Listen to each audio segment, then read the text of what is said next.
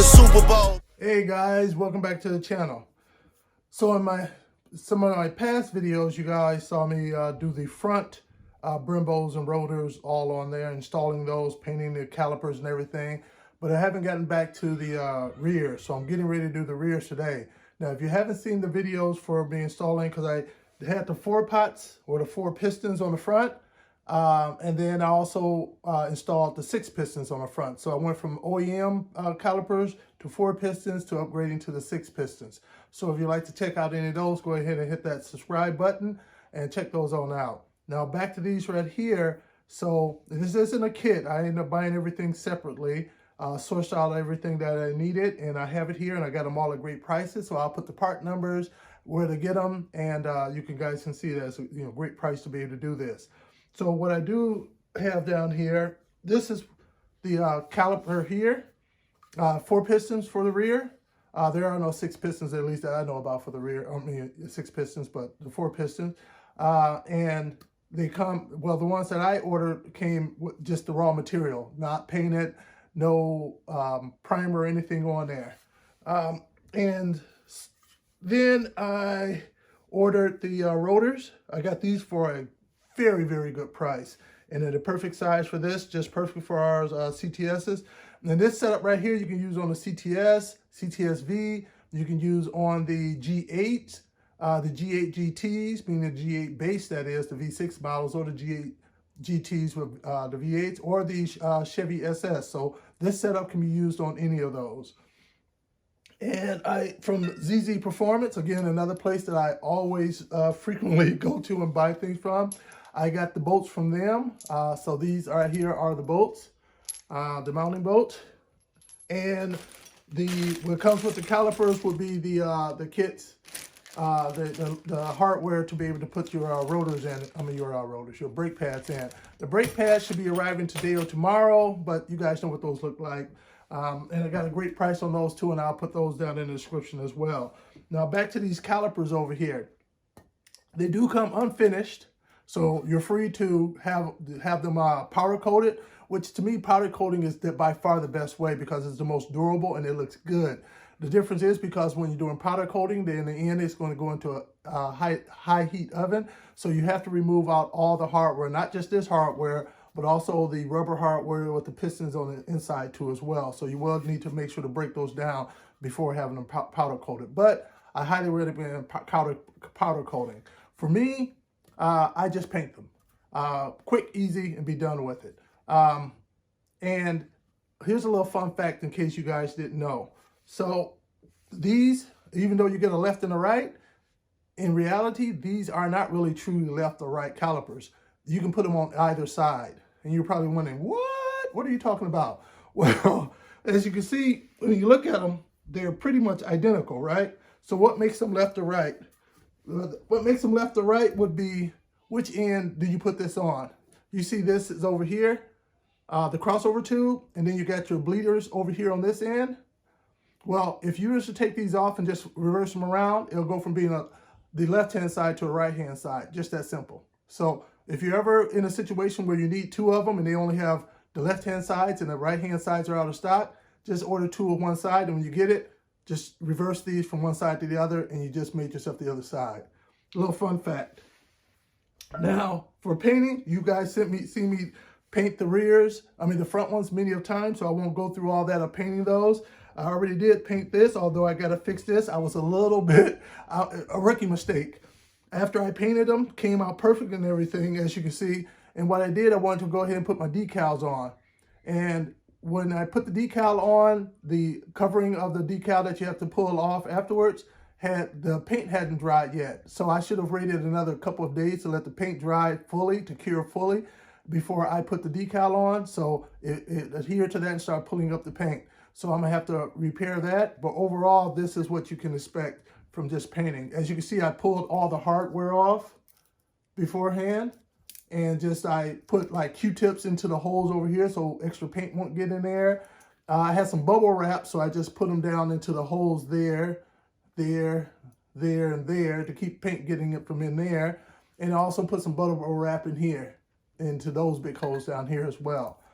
And then the only thing I really had to tape up then was as you can see from the inside, if you can see that, I just put a sheet of a tape over there and to cover that up, and then went about putting 2-3 coats of etching primer on first, and then I put let that dry for a full day, and then I put on 3 coats of paint, spray can, rattle can, the color you want. I use Rust-Oleum. I like their product, so I did 3 coats of that and let that dry overnight. And then I let that dry, but not overnight. I let that dry maybe about 5 hours. And then I came back and then I sprayed probably about 4 coats of clear coat on, and then let that sit up. So, and then that's the final product. Nice and shiny, it looks good, except for my mess up right over here. So, but that's no biggie. I'll just sand that down, respray it, let it sit this time for a good couple of days before putting the decal on it. But I'm going to be doing the same to this one over here. But again, I'm not going to walk you guys through the painting process because I've shown that video many of times. So if you want to see that, you can go see it. I will be painting the caps here like I did on the previous rotors too. If you guys want to see that, again, check out one of the other videos of me doing the front setup. And so what we're going to do, we're just going to head on outdoors and we're going to get these things installed, and you'll see how easy it is to change out the rear OEMs over to the bigger rotors, drill and slotted of course, and the 4-piston calipers. All right guys, so we're out here now, so now we're getting ready to change the rear calipers. And as you can see, I have the OEM factory calipers on here. So we're going to be removing these here. We may or may not need to trim back some of the dust shield in back. We'll see when we get in there. And of course, we're going to be taking off the rotors off of here to replace them with the larger rotors. You can see over here, I have a spacer on here. The offset on my rims wasn't what I wanted them to be. So I added, an extra 15 millimeters to push them out a bit more. But this will have to come off as well to be able to get the rotors off. And we're going to be replacing them with these rotors over here. And those are the 4 pistons that we got. And you can see we have the brake pads in there as well. So let's get this started.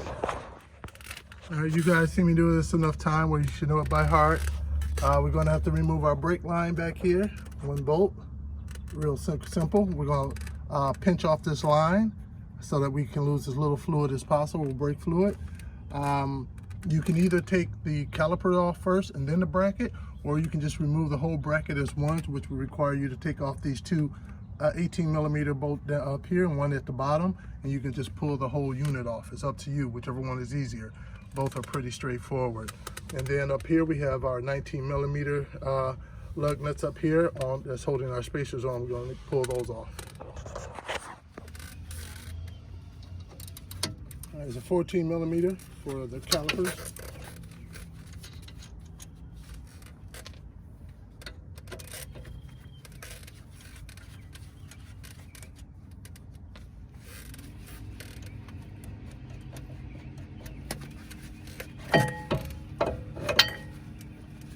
And we're going to remove this bolt right here to take the brake line off. But I'm gonna do that last, so as little fluid is lost as possible.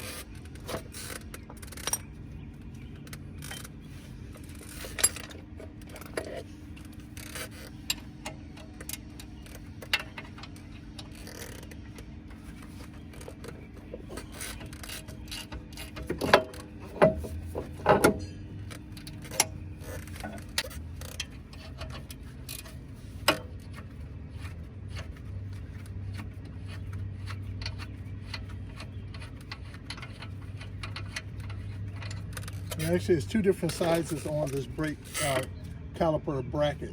18 millimeter for the top one and 15 millimeter for the bottom bolt.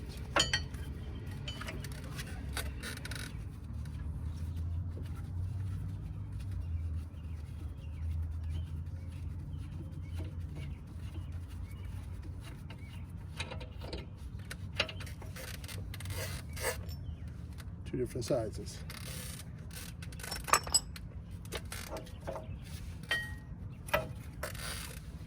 Good brake pads. bracket. Always keep my guide pins looped up so they're always moving good.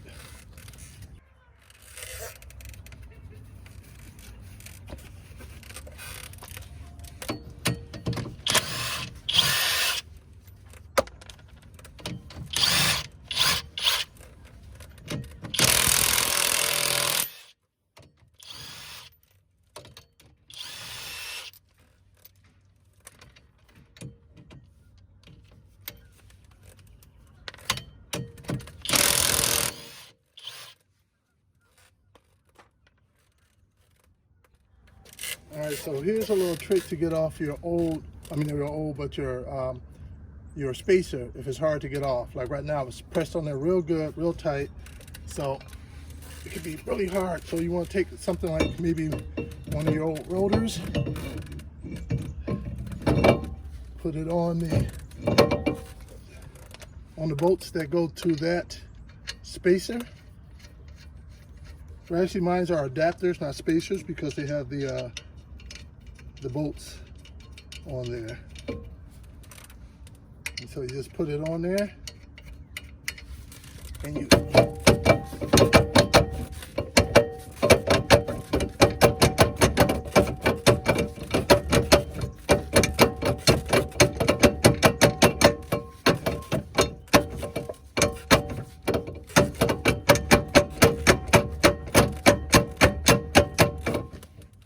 if you pull it enough time, you'll get a bit of a gap in there, which will allow for you to get your flathead in there, and then that'll speed up the process even more.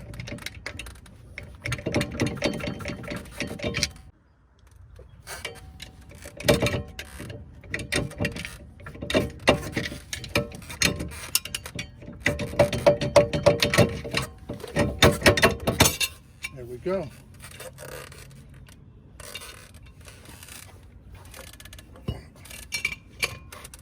Now you want to remove your set screw out of there, and this should be a number 25. I always put anti-seize in mine to make sure that it's easier to come out when you need it to.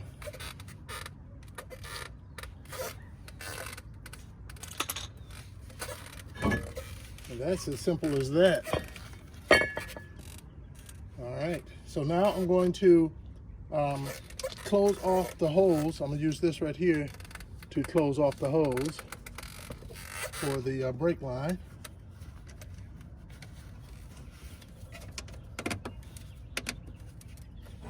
And now I'll go ahead and take this off.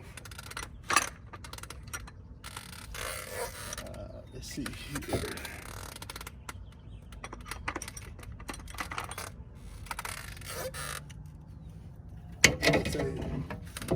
Using an 11 millimeter.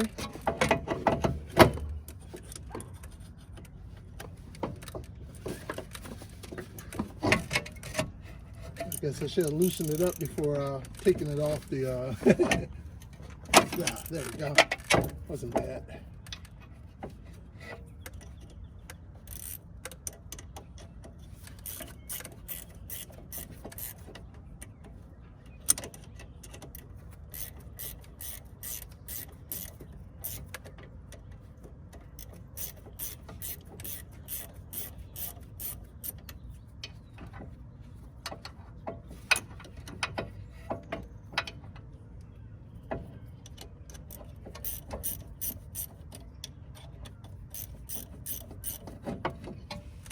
Go.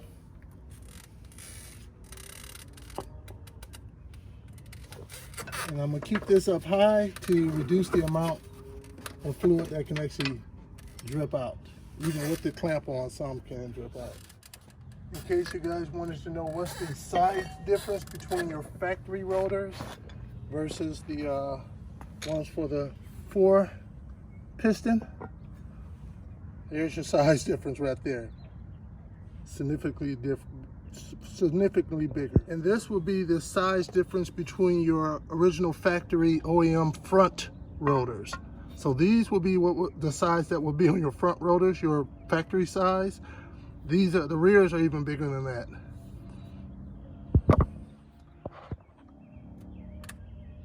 So as you can see, there's an actual lip on this here. So I believe that's probably may require me to cut that lip off, but I'm going to do a test fit just to see. Well, first, let me do a test fit with the caliper. And remember, with the calipers, the bleeders always point upwards towards the sky. So if we put that on here, from what it's looking like to me, we should be golden.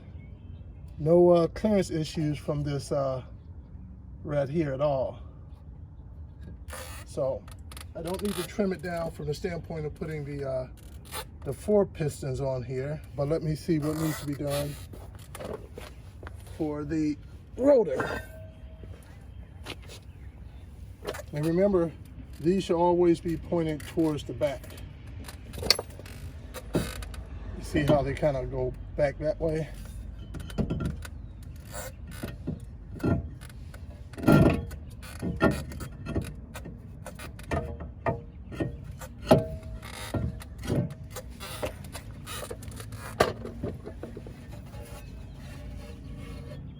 No touching at all the way around. So I think we're okay there. So in preparation for putting these on, I would just take a little bit of anti-seize and put it around here, just to make sure there's no problem getting them off if they ever need to come off. And the set screw hole is right there. So we want to line that up with the extra hole on here.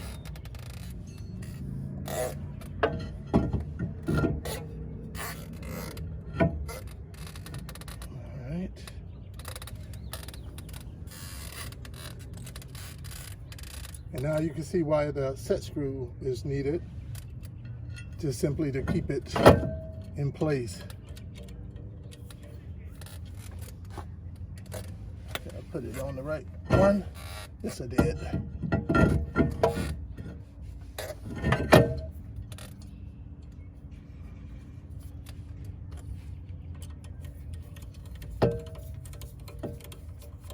And I'm sure you're noticing that I did paint the caps on these black. If you're wondering why I paint them black, if you ever go out and take a look at yours that are unpainted, they're probably kind of rusty, especially since brake dust may get on them, and that brake dust, it has metallic flakes in there, so that easily rust on a humid day, on a rainy day or whatever, and they just look more and more crappy. Paint them black, they always look good. Put my finger around there just to make sure there is no contact at all. And I seem to be golden. So now I have 2 of my bolts. I mean, again, these are the bolts that I got from ZZ Performance to go with the 4 pots, the 4 pistons. So in preparation with putting them on, I'm going to put a bit of blue Loctite on the bolts.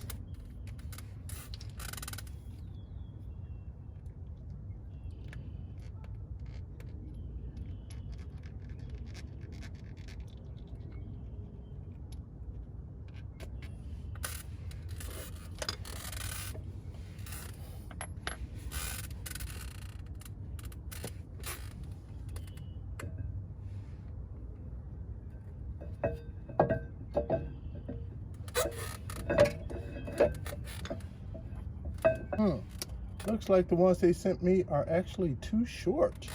I'm surprised with ZZ Performance. They usually do a good job. Let me see what may happen with these.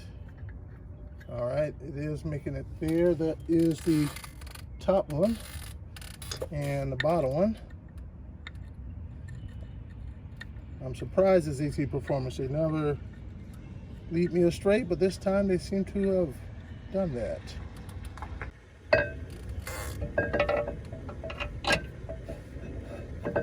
So we're going with the factory bolts, everyone. So it wasn't fitting. The holes were not lining up, and I think I know why. From what I can tell, at first I thought maybe my rotors were too big, But from what I can tell, if you can see this right here was hitting the caliper that was supposed to line up with here. That part was hitting here before it was able to line up with the hole right here. So I'm going to have to trim this part back a bit. So I'm going to trim this part back again with my angle grinder. All right, so I got my angle cutter. As you can see, my cutting wheel is a bit small from other projects. I'm too lazy to go in and change it out. So let's see if I have enough left on here where I can cut this down.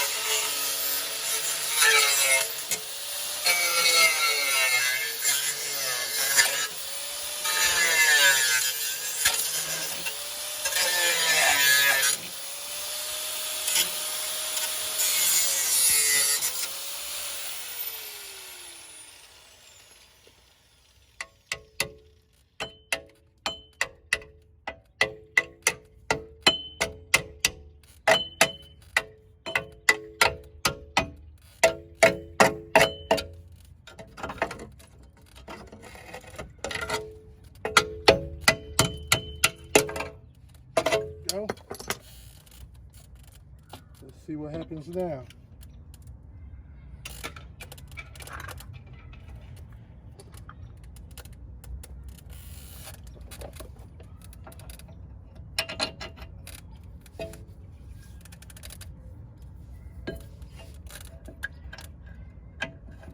Perfect. Lines right up with it. So now I can put my, dirty rotor back on.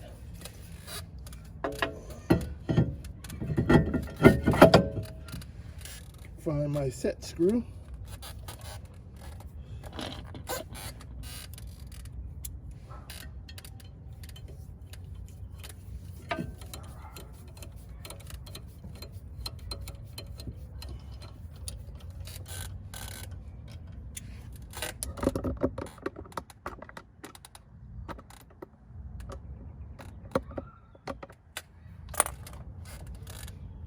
Now,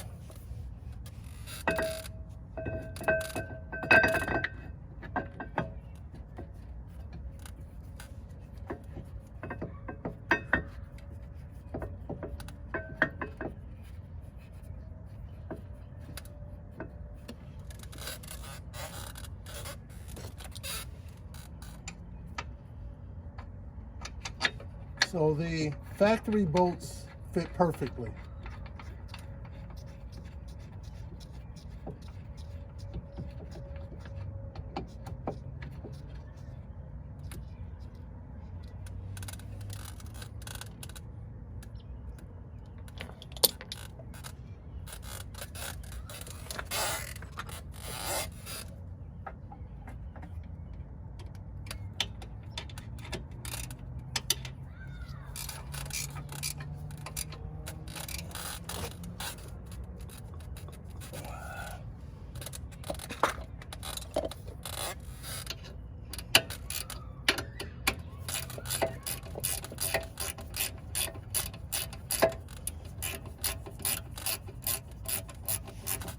So since they are the factory bolts, you know they're the precise size for the hole that is going through, that tunnel that is going through. And of course it's threading into here perfectly, so there's no play anywhere in there at all.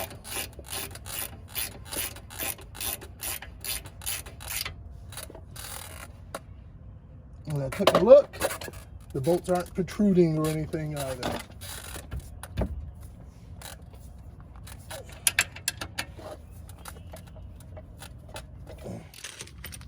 All right, so in your kit, you're gonna have all your pins that you need, your bracket, and you're also gonna have two of these brass ones for each side. So in each kit, you should have two brass ones. you're going to have to put those on. Don't reuse your old ones on your brake line because they're kind of like crushed brass ones and you don't want them to leak. So take that extra couple seconds and change those out when you put them on. So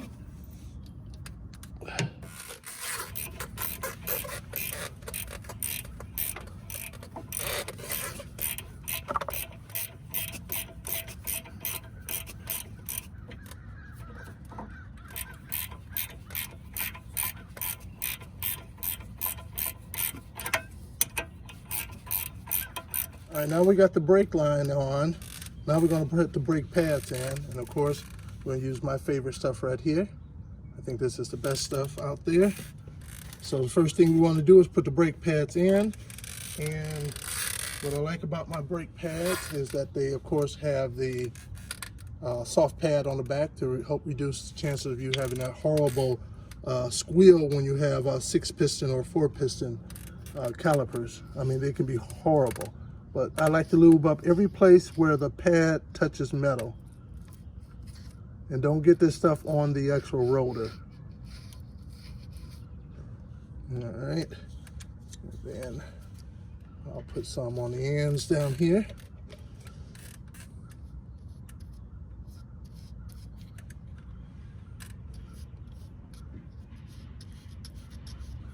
Now on the back with the pad, you shouldn't have to put any on there. But I'm a knucklehead, so I'll put some on there anyway. And where the guide pins go in at, I'll put some in there too as well. So I'll take one, just slide it down up in there. I'll take another one.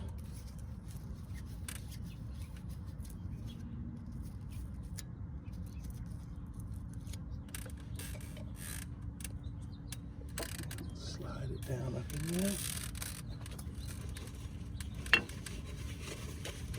I don't know if you noticed, but it kind of slid out right here. So when you're lining it up, you can easily just push it from the bottom to help line up the holes. You see that? So you know that.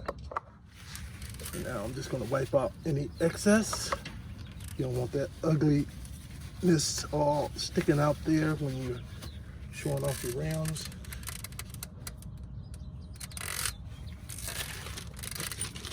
Next, we're going to go back into the kit and get out the last remaining pieces.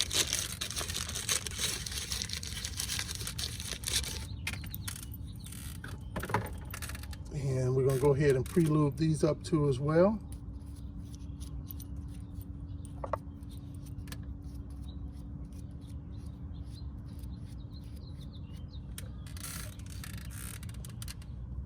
And these are going to be put in from the back. You see this little compression thing on here that will help hold that pin in. So we'll slide it in from the back.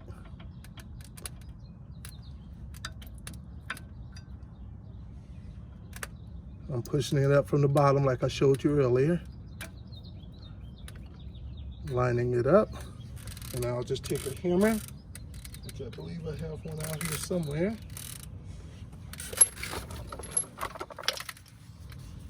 And just gently tap it in.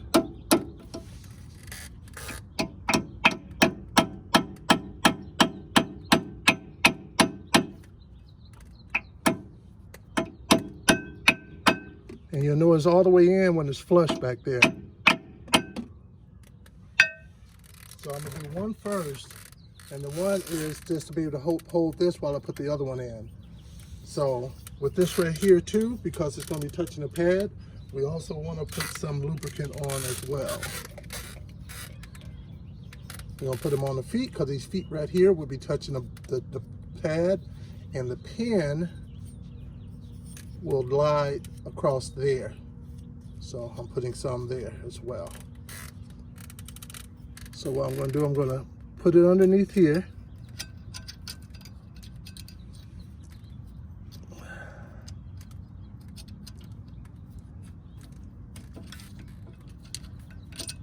The front ones gave enough room, but like these may not give enough room for that, hey?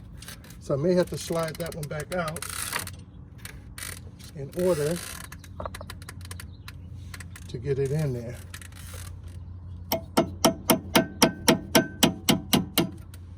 Alright, no big deal though, as you can see. So I'll just pull it back. Then I'll go ahead and put that on underneath. Slide my pad back up into place.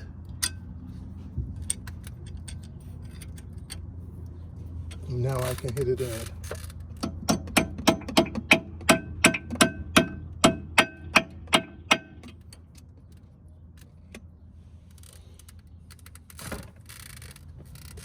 And now what I'm going to do, I'm going to take my finger and thumb and hold this down while I slide this one through. Oops. One underneath.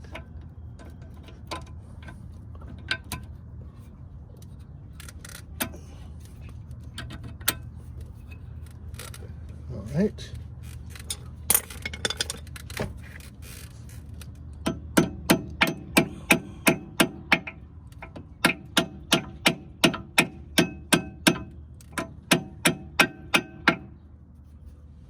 And there we go. And you can kind of see the pin starting to come out.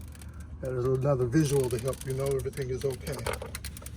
I'll just wipe off that excess.